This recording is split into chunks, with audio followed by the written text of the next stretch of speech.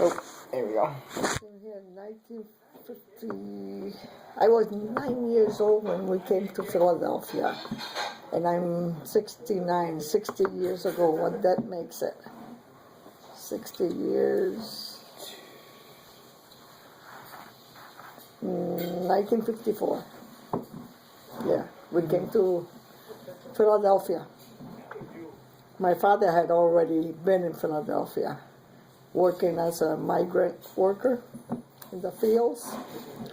Then my brother Bill was brought to Philadelphia so he could help make more money, and to be able to move everybody else from Puerto Rico. So then my older sister Carmen came with her husband and 3 kids to Philadelphia. After that, my brother-in-law came to Rochester because he had heard that there was better working opportunities. He got here, he got a job, and then he asked us if we wanted to come. So my father and my brother came, and then some friends of my mother, they drove from Philadelphia to here. At that time, there was no expressways, nothing, just regulars, and it was a hard winter. Everything was packed in one car. It was my sister Olga, my brother Ronnie, my mother, myself, and the couple, the husband and wife, in one car with practically all our belongings.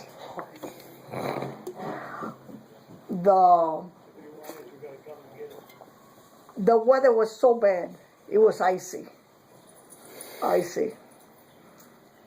We almost landed in a ditch. And some people were going by and helped us out.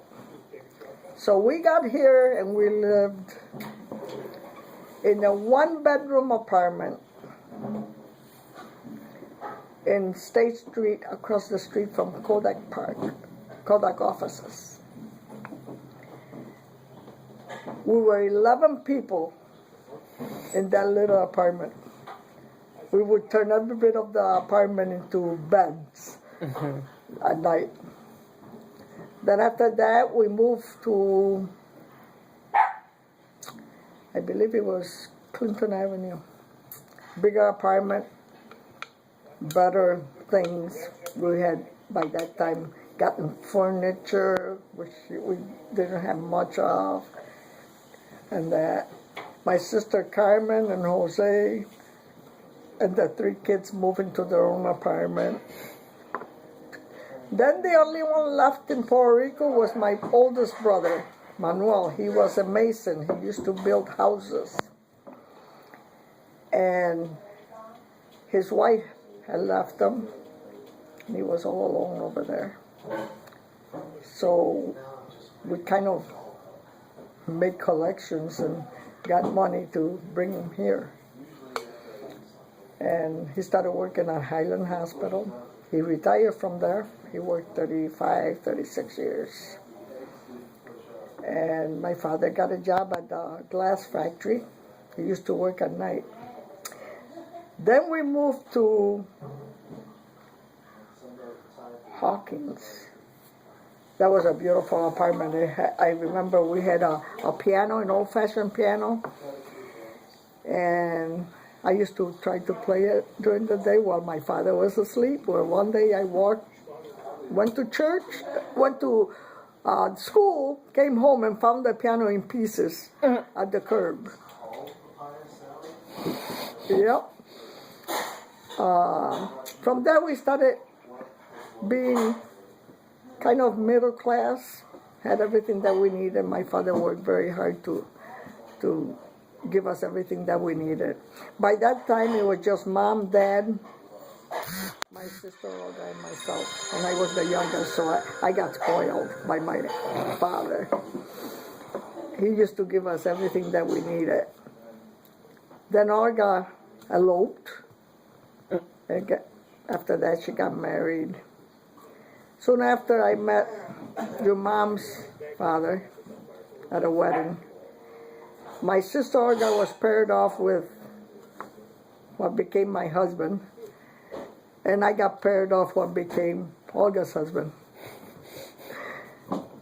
And 1960 I got married.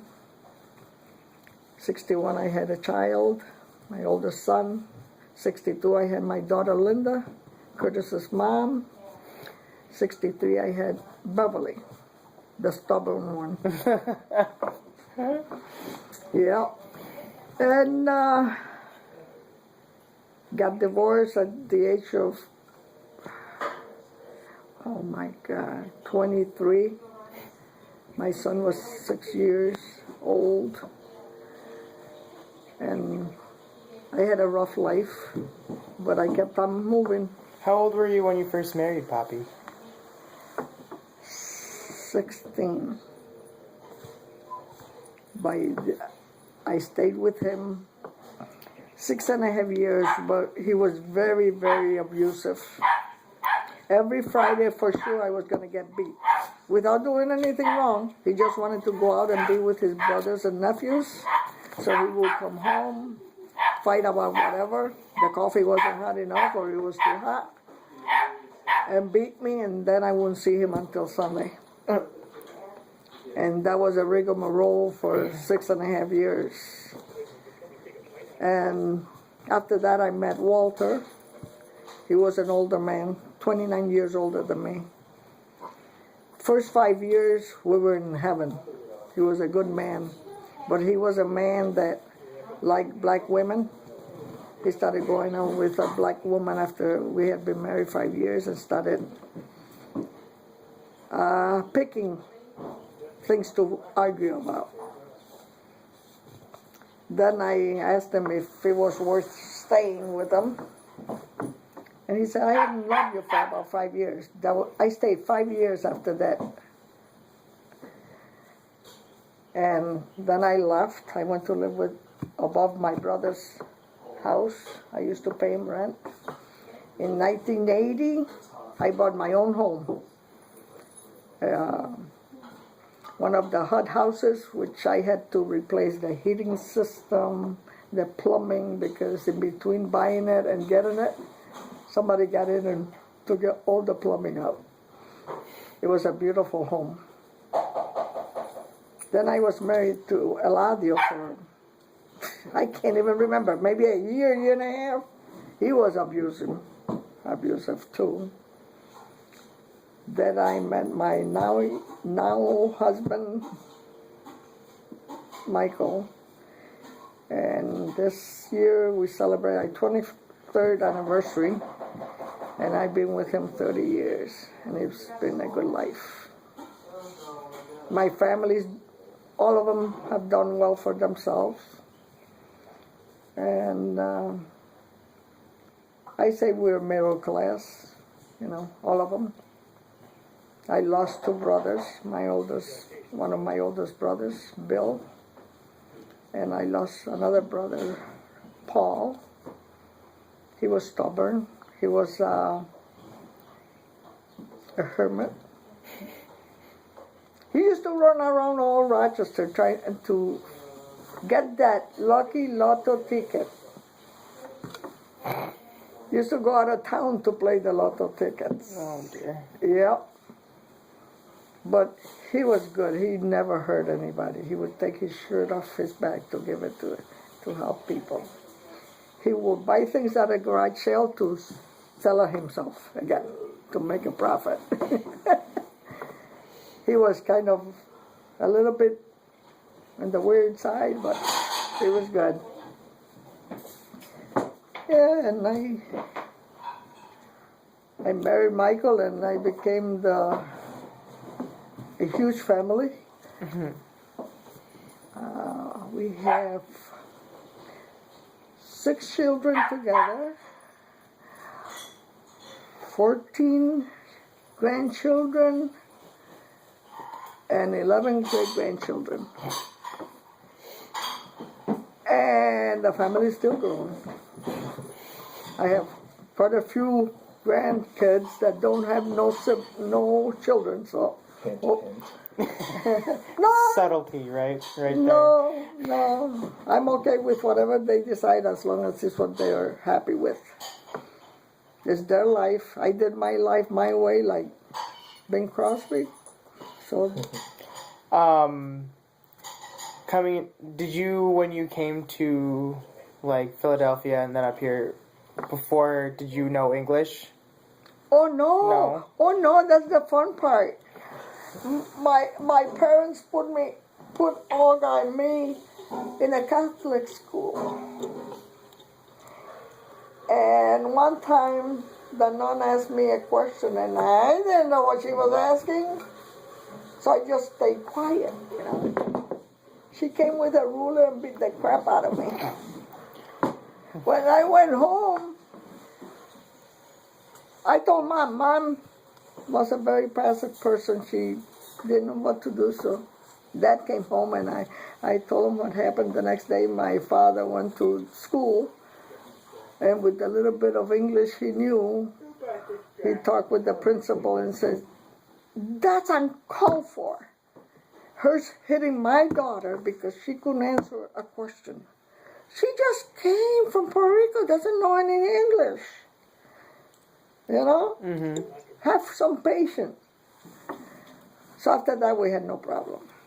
You know. Then we came here and we went to number 5 school. Same thing happened. Nobody beat me up or anything, but it was tough not learning the language. Then I met this kid named John Mastrodonado. And up to this day, I hope someday we'll meet. Because he was really good to me. He was my savior in the middle of a storm.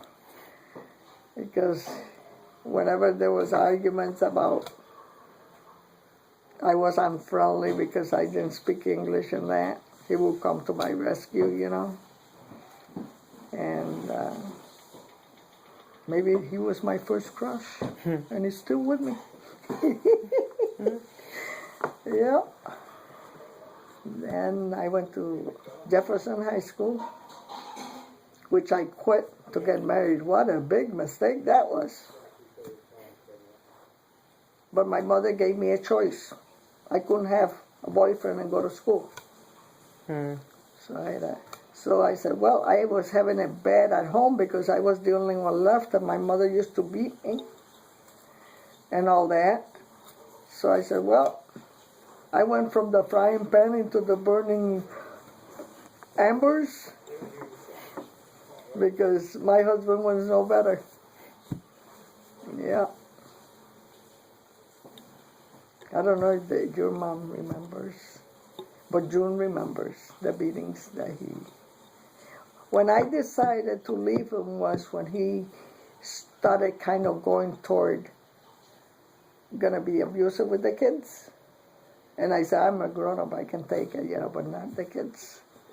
Especially with, she was the quietest, most reserved person, and he picked on her. That's where I get it from. Still what? Yeah, but then again, introvert. But then again, one time I went to one of the parent meetings, and I was talking, and the kids around, they said, "You talking about the same person?" And I said, "She's so quiet. You gotta drag the words out of her mouth." "Not here." She runs down the hallway like a maniac and all that. I said, "Really? Really?" Yeah. It was, the best part was that I think it was, there was no turmoil, no differences between the families, and that was in Puerto Rico, where we used to play with chickens and pigs, go up the mountain. I would only go to certain height because I'm afraid of heights.